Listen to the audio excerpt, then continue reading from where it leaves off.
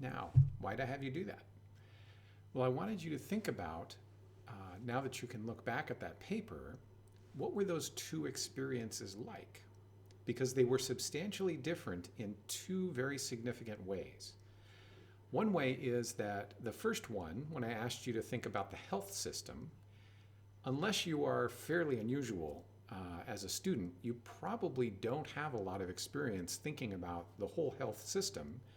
You probably don't even have a lot of experience interacting with the health system, whether that's this country's, the US one, the Italian one, the worldwide, it doesn't matter.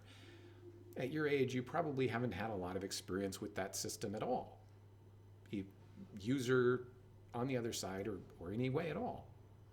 So it's a very unfamiliar subject.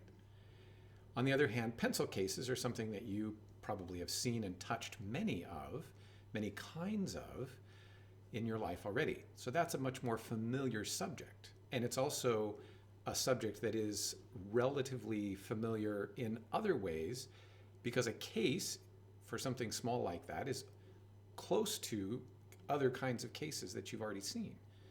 So it's familiar in multiple different ways, on multiple fronts. The other major way that it's different is that the health system is a really broad, wide, big subject. And I asked you to come up with ideas on how to fix it. That's pretty nebulous and pretty unspecific. So you could have gone all kinds of different ways with it.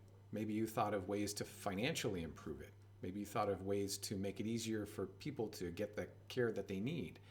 Maybe you thought of ways to make it more friendly. Maybe you thought of ways to, I don't know, you could go on forever with that. Improving a pencil case is more specific. Thinking of different kinds of pencil cases is even more specific than that. We're not even trying to think about improvements, just draw a bunch of different ones. And that's part of the secret to creativity, to making connections between things. When you limit, you add constraints and requirements to the solutions you're looking at and the problem that you're defining. It actually helps your creativity.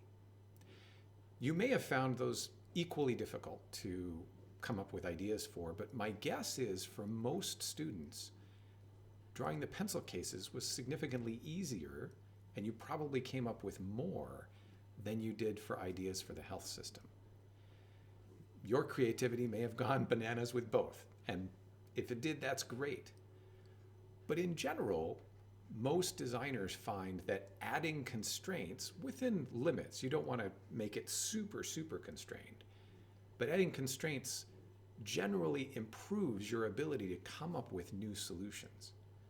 When you limit the number of kinds of things you're thinking about, and you give yourself a certain space to work within, your brain gets more creative for some reason. And so that's what this experience was trying to lead you to, a gut reaction kind of experience with that. Hopefully that made sense. Hopefully you got some of that out of this.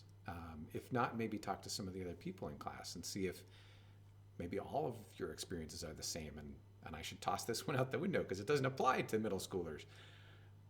But in general, I think that's the way it's going to go. We'll see. Let me know.